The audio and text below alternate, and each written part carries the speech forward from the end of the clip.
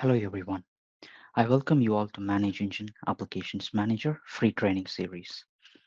So this is session 1 of 2025. We are in part 1 application-centric infrastructure monitoring. Let's take a look at today's agenda. First, we'll discuss on how to auto-discover components and dependencies across your application stack. Then we'll move on to the application performance metrics with your applications, databases, and servers and how you can measure them. Next, we will take a look at how you can utilize the AI-based automation and machine learning to detect anomalies and also have a futuristic reports that are available out of the box. Then we'll finally conclude today's training with the applications manager integrations with manage engine products and direct integration with third-party applications. Let's go to the first topic for today, auto-discover components and dependencies. So let's consider a scenario where we have Jim, IT administrator, and he's responsible for managing a whole enterprise. And within this enterprise, there are multiple technologies like web applications, your servers, databases, your clusters, your cloud infrastructure, your custom and in-house applications. However, managing this enterprise could be critical and vital because if there is any issue and it could go unnoticed and that could end up in a disaster for the entire organization. So what are some common challenges faced by the IT administrators? So lack of visibility into the infrastructure. So we need to be on top, like to where the monitors are, I mean, where your resources are and what are they, and what are the performance of the respective resources. And if there are undocumented applications or services that could break any particular potential applications. And with no visibility into the network, identifying the issue and finding a root cause of it and providing a resolution could take a lot of manual work with increased MTTR, that is the mean time to resolve an issue.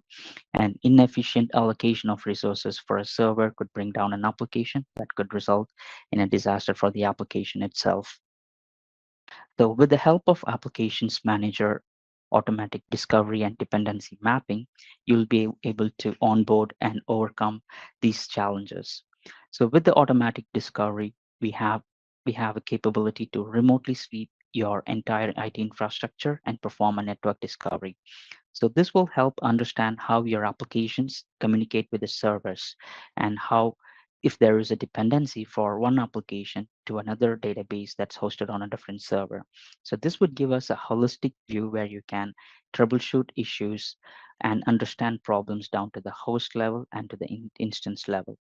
So the inventory automation is of three types. One is bulk discovery, we have network discovery, and the virtual infrastructure discovery. So after the discovery part, the benefits of application dependency mapping is to view all the discovered applications in a business view. And this could help us server to server mapping based on the connected applications, where you can view a live status of operational devices. So there are LED like light indicators that is like amber or like red or green based on the status of the respective applications. And this would help you to identify the root cause. If you hover your mouse over that respective device, that's going to show you the exact RCA of that dependent device and why it's not responding to it.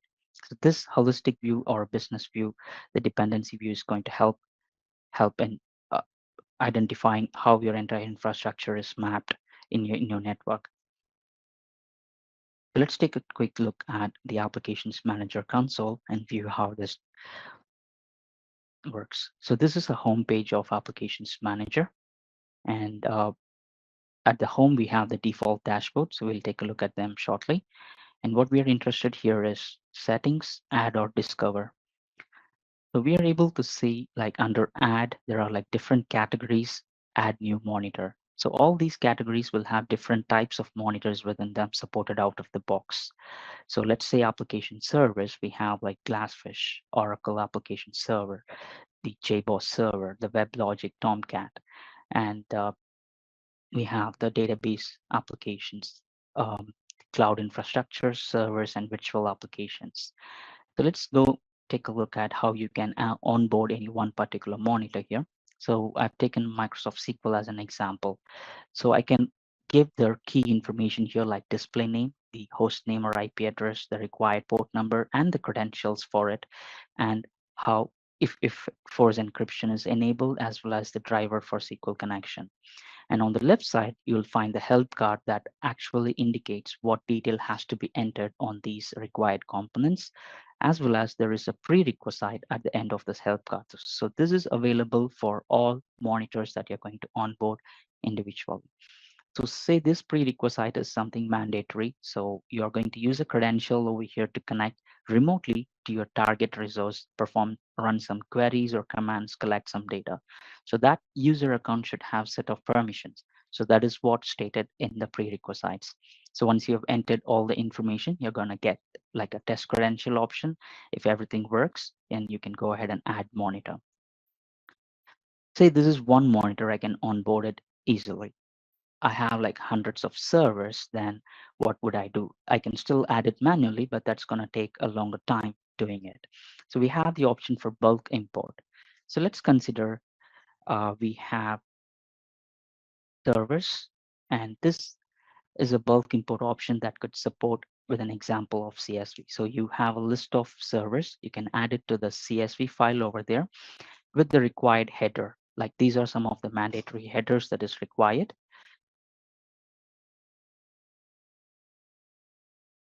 And so once you upload the CSV file, that is going to fetch the information. So I'm going to show a quick example of a CSV here.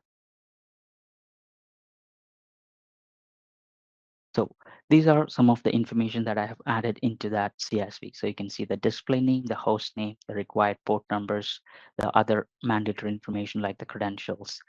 So once I start discovery, it's going to try to reach the resources with the credentials and attempt onboarding it. So after the discovery is complete, we'll be given the report of what are the monitors that are onboarded and if there are any issues with the specific ones that is also being identified here.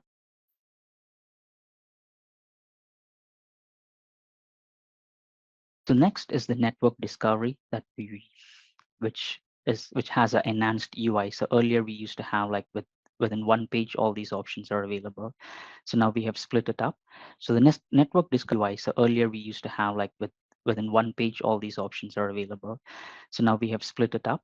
So the next network discovery details, we are going to like create a profile here. Say I'm gonna say prod service, and this is where I have to give a range of IP address from start to the end. And the next part, it's going to ask me for the list of servers or the applications that I have to discover within this range, and then what credential is going to be used, and then perform the discovery. So let's take a quick look at that. I'm going to give a start range.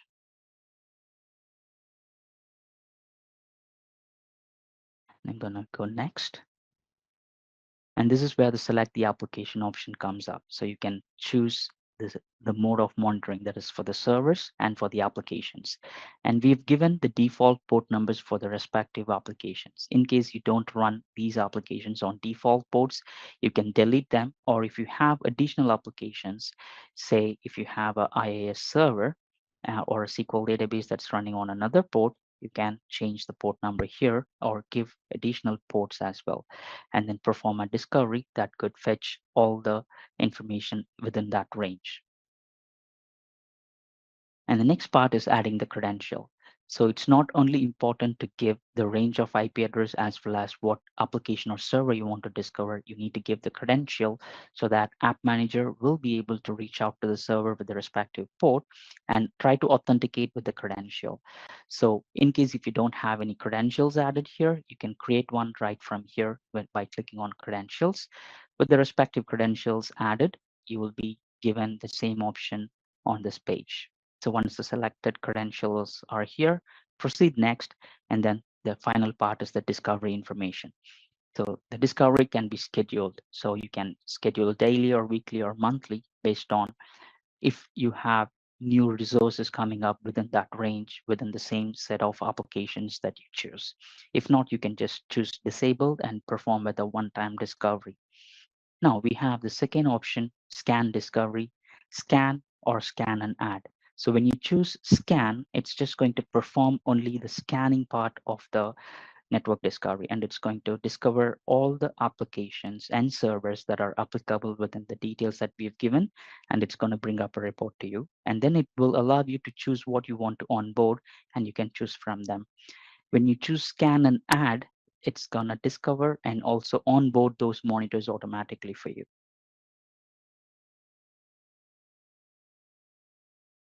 And once the application discovery is done, we will have the discovery report like this. So let's say we have a discovery here, and I can see the list of devices that is discovered from this profile. I can see one node.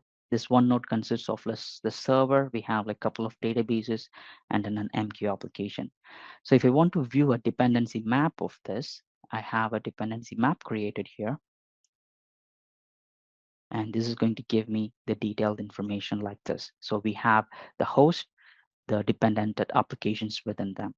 So if I hover my mouse over the specific resource, that's going to give me the RCA of this, why that resource is down or it's not responding.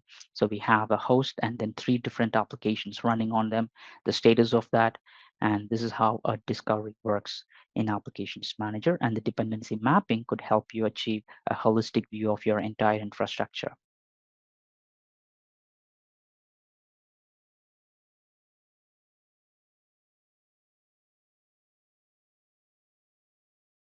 All right, so let's move on to the next topic, measure key performance metrics of your application infrastructure. So let's consider a problem scenario here. So most organizations will prefer a single view where you have cross-domain insights, contextual correlation, instant troubleshooting, whereas some organizations have distributed setups and multiple teams handling respective applications, servers, or databases, right? So when you have a large enterprise, different applications or different teams operates managing their own resources.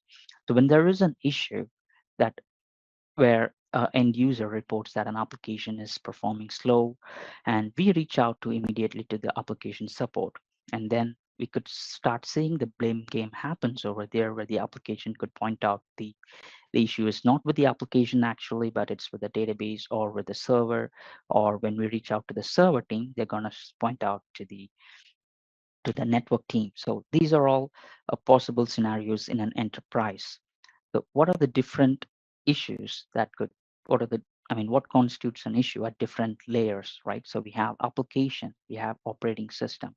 So it could be an application level, unhandled exceptions, the requests coming in or like going through an error, or the operating system. Maybe it's poor provisioning of a server and virtual resources. At the network level, the bandwidth may not be happening properly, the number of inputs and outputs, right?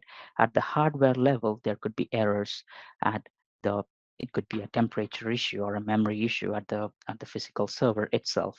So how can we measure these performance metrics at different layers and make sure our end users are not affected with these bottlenecks?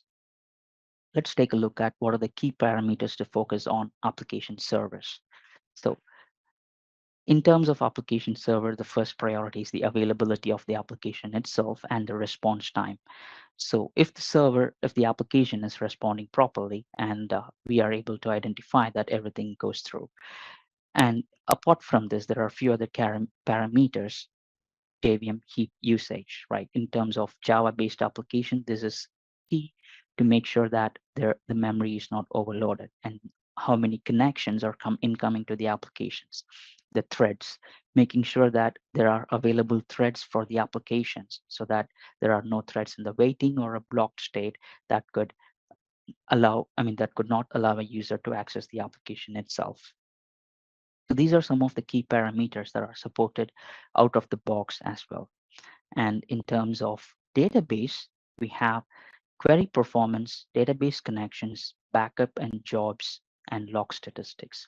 So the database administrators could definitely make use of the query performance because one single query could bring down an entire database performance, right?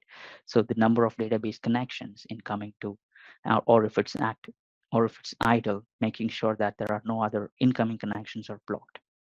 The backup and the jobs are key and vital here, because if there is a job that is scheduled and it has failed, then how do you identify it? Or if the backup is not taken and if there is a disaster, how do you go back to the original state? How do you identify if the backups are working properly? And what about the log statistic? The session logs and the blocked sessions has to be identified and rectified. These are some of the key parameters for a database itself. And in terms of servers, there are server level performance metrics, availability and uptime itself. The server has to be available, and the application level metrics. So some of the key metrics include like CPU, the disk utilizations, the amount of free space disk left on the disk, the memory utilization of the servers. And along with it, there are multiple processes running, there are multiple services running within the server. We need to identify if there are higher usage of processes, or if the service is actually running, or if it's down. Making sure all these server level performance metrics are met with Applications Manager, you'll be able to not only monitor them but also automate your actions so that that doesn't involve any manual interventions. So we have an upcoming feature in Applications Manager, which is agent based monitoring for servers. So these are a quick comparison between agentless and agent based. When you want to choose an agent, say you have a very isolated or a secure server where you cannot expose any of the ports, or the credentials of the servers cannot be shared, or if you cannot allow communication, remote connection to the server using the WMI or SNMP. In that case, you can choose to install an agent on the server. You can go with agentless when you don't want to install any third-party application such as the agent itself, or want to support of the OS of any flavor, right? The current monitoring applications manager is with the agentless. So we are expecting the agent-based monitoring in Q2 2025, and initially we plan to support for the Linux and the Windows server-based monitors. So let's take a quick look at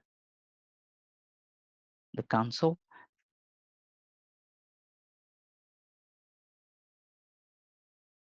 So Applications Manager supports like over 150 technologies out of the box. And as you can see from here, this is the category view, and you're able to view each and every applications that are supported.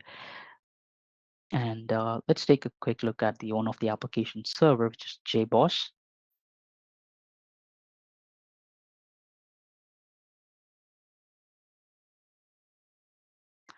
Um, okay, just a moment. All right, I'm going to go with the Tomcat application. All right, so the overview of the Tomcat after it's onboarded with the respective credentials by onboarding or performing network discovery, we are able to see the server response time metric here, and the key information is the thread usage. And along with that, we see the split up of the threads and the response summary, the request summary here.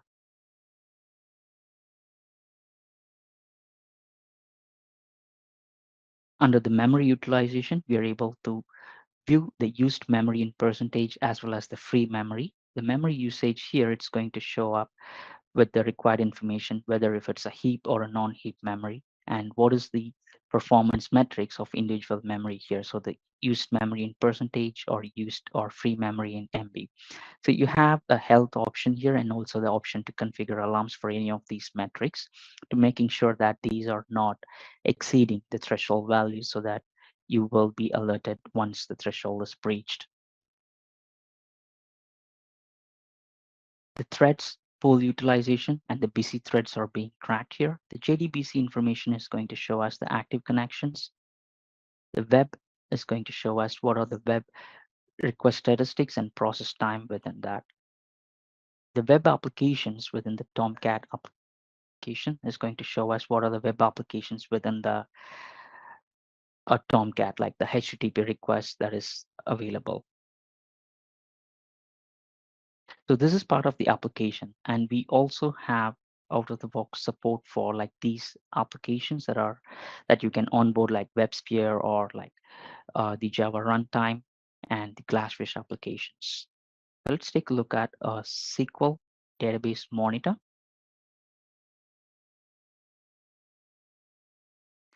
So under the overview, I'm going to be given the monitor information here, and along with that, the CPU buffer hit cache ratio and the planned cache hit ratio.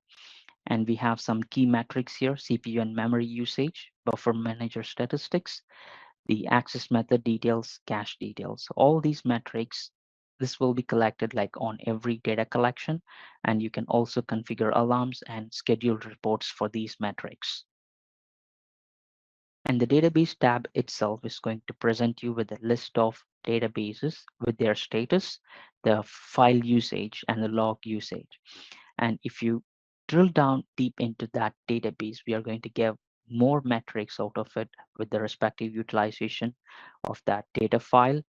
And along with that, the transaction details, we are going to show the DBCC information, the database properties, and all these metrics are available. And under the sessions, we are able to see if there are any blocked sessions and the database connection details. So to make sure that there are no user accounts using like more number of database connections that could prevent future incoming connections to the database. And the jobs is where we keep track of the last run status of a specific job. So as you can see here, some of the jobs are failed or disabled and some are succeeded and canceled. So these jobs, so say as a system administrator, I mean the database administrator, you're able to view the list of failed jobs. However, how you can action upon it. So this will give us an option to view the list of jobs, their respective status, and also you have the action menu over here that you can start or like stop jobs from here directly. There is an automation available that we'll discuss shortly.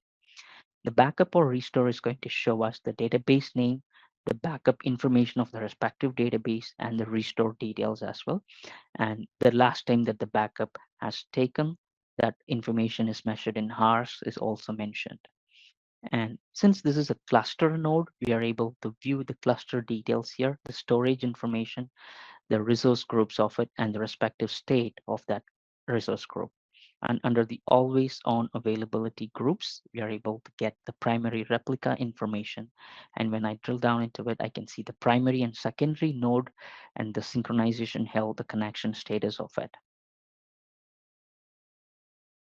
And one key metric in terms of SQL monitoring is the performance of the queries that is running on this database. So we sorted by top queries by CPU and most blocked queries, most slow running queries, right?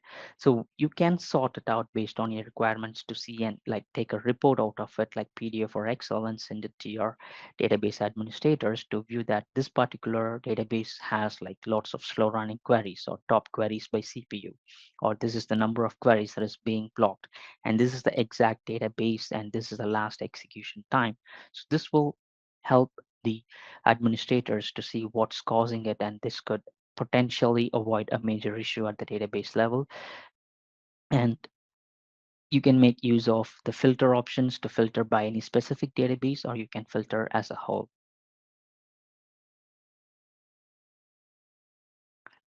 Now let's take a look at one of the server monitors and its performance metrics. So let's consider a Windows server. Here we are giving the overview information with the server details itself and the OS flavor. And then we are going to show the CPU details, memory information, the disk utilization, and then the split up of the memory and CPU, and then the page memory usage statistics, and then the breakup of CPU utilization. And then we have the process details and the service information here. So this is key in monitoring the process, because if you have a critical application, you want to monitor the respective process and its respective resource consumption on the server. So we have CPU usage and the memory usage and the handle count and the number of instances of that process running on that server. And in the service itself, we can keep track of the availability of the service, whether if it's up or down. And under the CPU, we have the CPU core level information and its usage statistics, where you can configure alarms for the respective cores as well. Under the disk, we show the specific usage of individual partitions, and the disk IO statistics is going to show us the the respective metrics like writes per second or reads per second. The event log is going to help us with the information of like you can configure log monitoring that could help us in if there is any anomalies or a specific event that you want to monitor. And if there is a hit, that will be captured here. And this is from the last poll that has happened. And you can also view all events that has occurred for this monitor. The schedule tasks, it's going to be monitored here. So you can add a schedule task. The last run result of the task uh, can be monitored here, and you can configure an alarm for this attribute if it is not passed. And you can also have an action here, like you can delete a task from here, and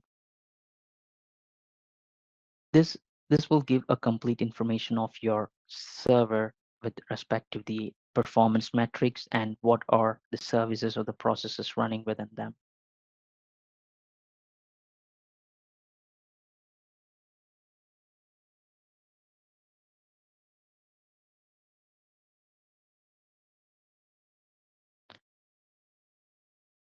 So now let's move on to the next topic, how you can make use of the AI based automation and the machine learning to detect anomalies in Applications Manager. So let's take automating critical actions, right? So we saw the backup age for the SQL databases, and say if there is no backup for 12 hours, what would a system or database administrator do? So we'll have to manually check and trigger an action or trigger or the database backup, or we don't even know that the backup has not run, or we have to create a SQL job in order to perform it, and we need to make sure that the SQL job is actually running. So with the help of the automation in Applications Manager, you can automate it. So you can associate a SQL job action with the backup age hours attribute.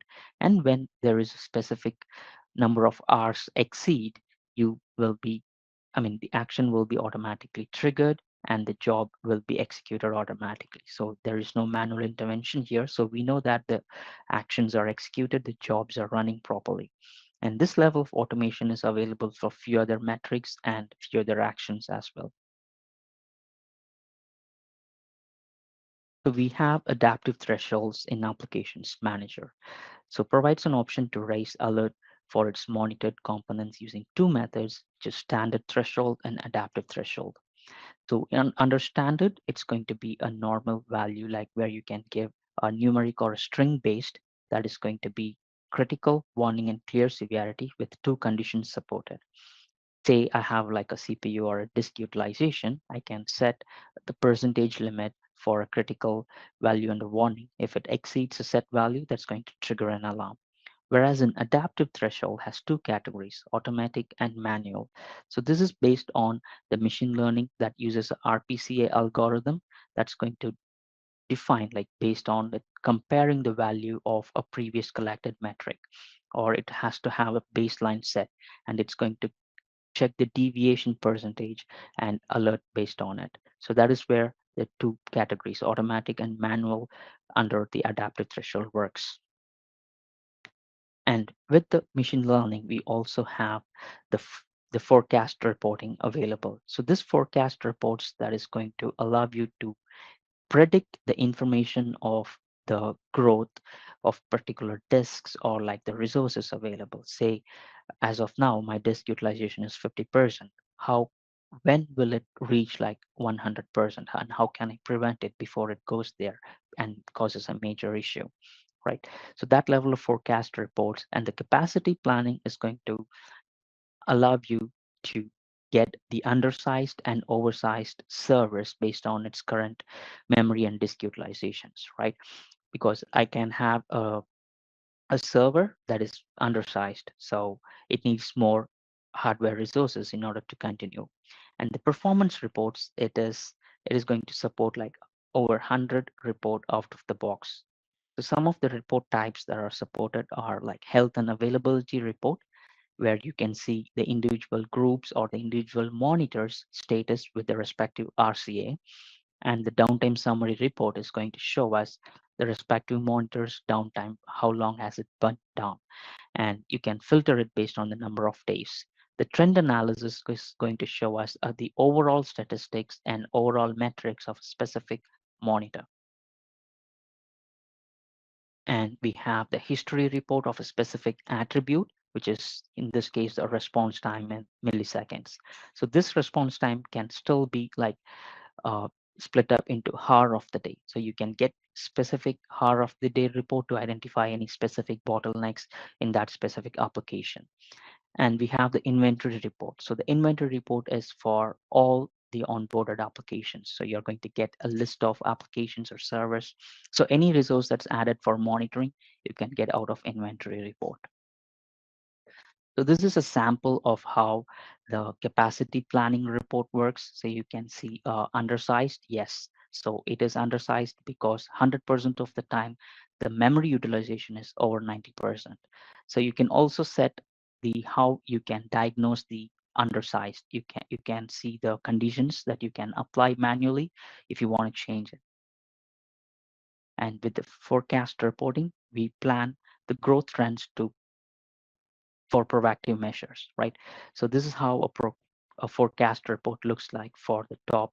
Based on the last 15 days usage, you can select the respective radio button over there for 6 months or like 1 year, and the respective monitors data will give you the respective details that what is the future metric and when it will be full and how can I avoid it.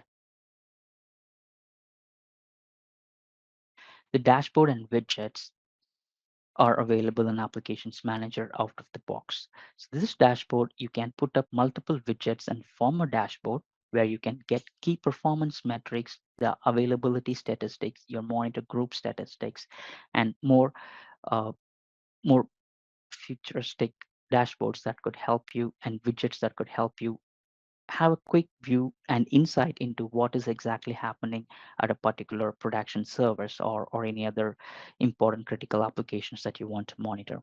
And you can integrate these dashboards with Grafana, Kibana, and visualize your data better. You can also create custom dashboards and you can publish the dashboards outside your network for a better view, for example, a network operation center, right? And some of the smart widgets that are supported are the performance metric widgets, and we have the heat map, the business view, alarm summary widgets, and the monitor error status widget. So this could put together a beautiful dashboard for you where you don't have to like go into the console itself. So by taking a look at the dashboard, you know what's happening for the respective resource that's added for monitoring. So let's take a quick look at how the threshold works. So threshold profile, new threshold profile. And this is where you can configure a numeric value with the, say, a utilization percentage. I can give like 90% or above. That's going to be critical. And if I can give like greater than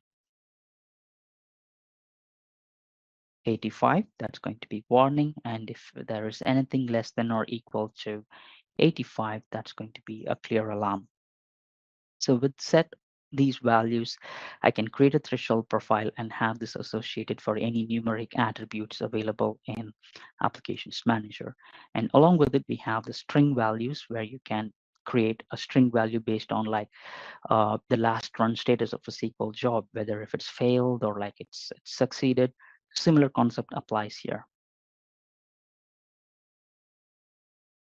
And the adaptive profile is where we we make use of the machine learning, the RPCA algorithm, right? So when you create an automatic, and there are two types, automatic and manual. So the deviation percentage is what calculated with the exact value. So the current value, if there is a deviation of 5% in the threshold, then that's going to be critical. So based on that, you can configure the warning and clear severity. Whereas for the manual, you're going to set a baseline. So this fixed baseline is based on a previous week or particular week where you know that the business hour report is correct. right? So I can choose like first week of January. And if there is a deviation like 5% or 10% from that report data, that is going to send an alert based on it. And you also have a custom expression here where you can give based on the custom expressions that will allow you to monitor and manage it based on the deviations allowed, the upper limit or a lower limit deviations. And out of the box, we have support for default metrics like these are predefined thresholds. So for some of the key metrics that is important, that is considered at the installation or when you add the monitor, some of these are predefined thresholds. Like for the Kubernetes monitoring or for the SQL, we have predefined over 25 metrics or 25 thresholds that could help you monitor right away when the resources are onboarded. And next, we are taking a look at the report section. And under reports, we have trend analysis report. And on the left side, you can see the list of categories that we have. So let's take like application servers, and you can filter based on the monitor types within this application, right? So here we have like health of applications or the response time of application servers. That's going to give me a list of all the servers that are onboarded and the respective response time. And you can choose the time frame here, and that is going to allow you to fetch the data. And if you want to drill down into that specific monitor, you can select the 7 value, and that's going to give you the response time of that specific monitor here.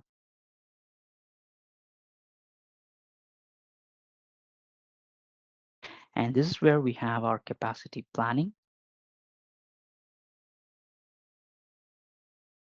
So let's say this is undersized. So we have two ESX servers, and the memory utilization is undersized because it's always above 90%. So with the help of this, we can know that these servers are like really undersized, and we have to increase the memory on that particular server. And we have the oversized servers. So as we can see, these are the respective servers that are oversized. So we can consider this AAX. 100% of the time, the CPU utilization is less than 50%. So we can definitely reduce the amount of CPU allocated to that server. Similarly for the disk utilization and the memory utilization. So with the help of capacity planning, you can manage your resource efficiently on your network. And we have the forecast reporting. So let's consider the servers, the disk utilization of servers.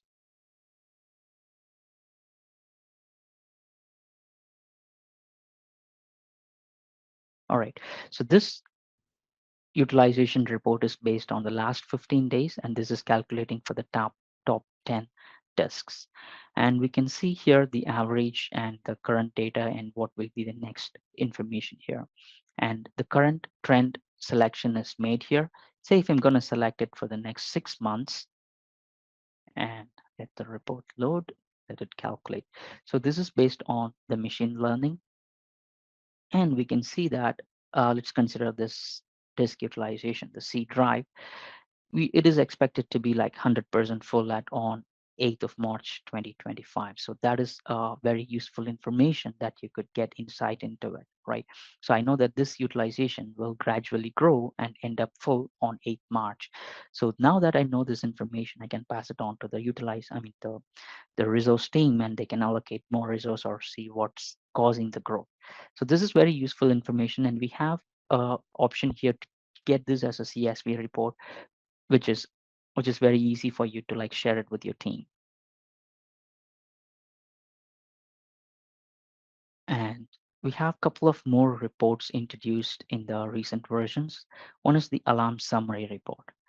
So this alarm summary report, you can create a new report from here by mentioning, like you can give a name of the report, monitor type that you want to choose, like say Windows or performance or any other metrics. So what metric you want to calculate the alarms for, and what are the monitors that you want to display, whether if it's going to be all monitors or you have to choose manually or from a specific group. And you want to get the report for up and down metrics. So this is going to show me the monitor alerts where how many, these are the couple of monitors and how many alerts has been triggered for critical and warning. And this is a history that's going to show you the list of alarms for that specific monitor. And we also have a custom query report where you can run a query directly against the database of Applications Manager. So this will allow you to say for any custom requirements for any reports or any particular data that's not available on the console, we usually share a query, right? So this query can be used as a report in Applications Manager, and that will allow you to execute it here and view as a report. So there is a report here, which is inventory data query report. And this is the inventory report in the Applications Manager for the list of servers that's running. So this is like a query where I can just click on query. This is a query used to get this report.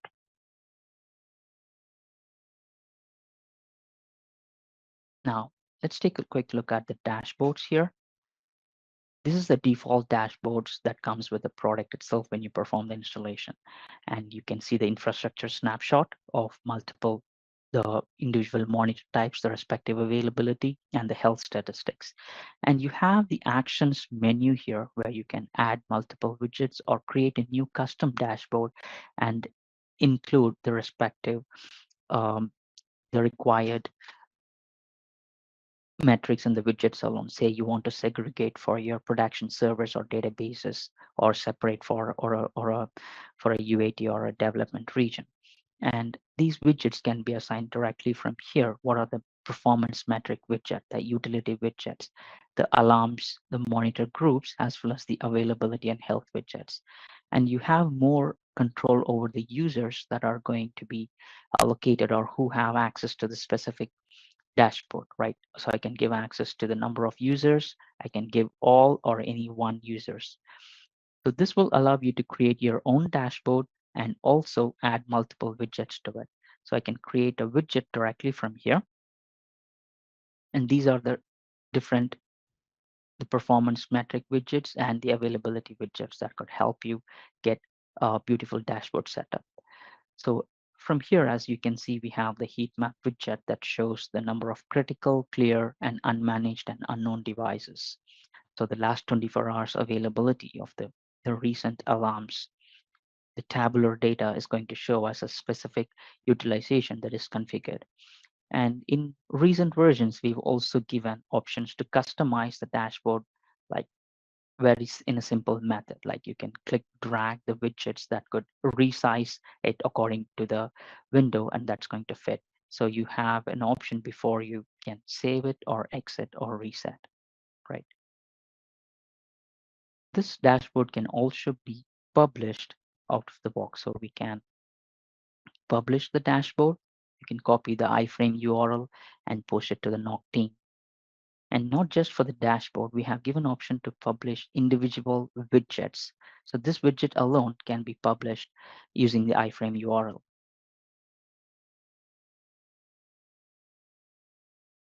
And with the help of dashboards put up, you will be able to get like a complete view. And we also have like a business view over here that could help you with the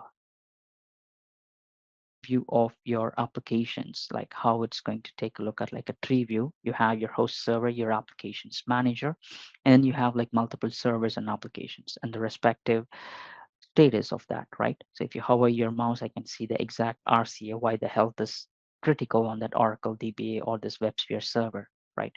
So this is going to help with the business view, will help you with specifying like specific business groups within your organization where you can create custom as well.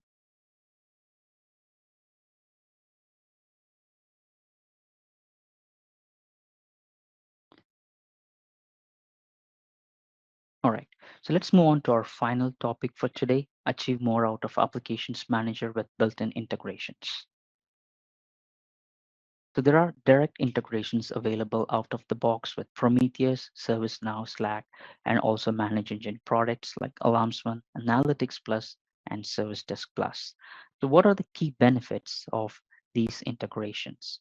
You get end-to-end visibility, reduce bottlenecks, performance insights, and this could help you in avoiding SLA breach. So if you have an ITSM tool integration that could drastically log a ticket directly into there, or that could assign as with the priority that you're going to choose, right? And let's take a quick look at the service desk integration. With this help of Service Desk Plus, you can get and all sync all your CIs with the Applications Manager. This could help in troubleshooting your the issues that happen, right? Say in Applications Manager, you're going to monitor your entire application infrastructure. When there is an alarm, this alarm will be triggered as an event or like a ticket to the service desk. And this could be like an automated workflow where you can achieve faster, and this ticket gets assigned directly to the respective group with the priority, or even you can specify the technician name who has to handle it. And we have Microsoft Teams integration here, and we make use of the Graph API to connect to the Teams. And with the integration, you will be able to get real-time updates regarding any issues directly to your Teams channel. So our panelist will be sharing an article in the chat with you to with the detailed information on how with the steps showing how you can integrate Teams.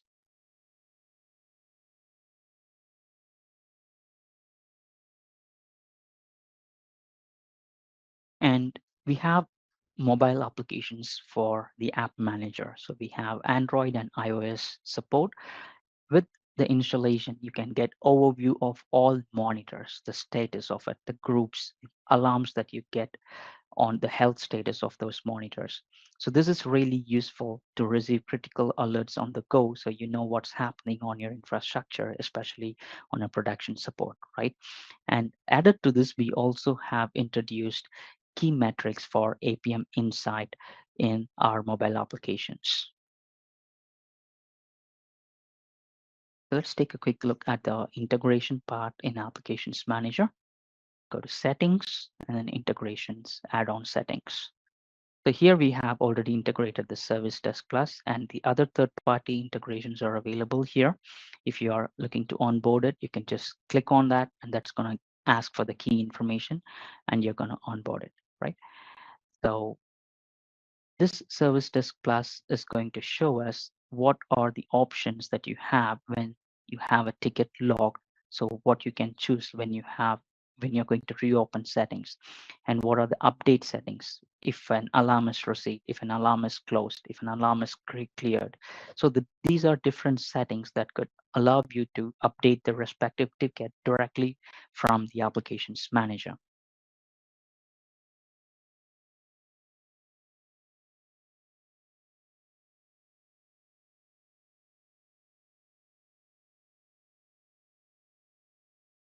All right, so with that, we are at the end of our the training series, the part one. So let's take a quick recap of what we've discussed today. Initially, we started with the application auto discovery mode, the onboarding process of the applications of your entire IT stack. And then we moved on to the performance metrics of your databases, your applications, and your servers. Then we had a look at how you can utilize the um, AI and ML to detect anomalies with the help of thresholds, and the performance trend analysis using the various reports available out of the box, like capacity planning and forecast reports. And then we finished off with the integrations available in the Applications Manager. So right now you'll be receiving a poll on your screen. So I would kindly request you all to help with the poll to rate the presentation as well as the presenter. So this could help us improve our future training series. All right. I thank you everyone for joining today's training session. We look forward to meeting you in the next session next week.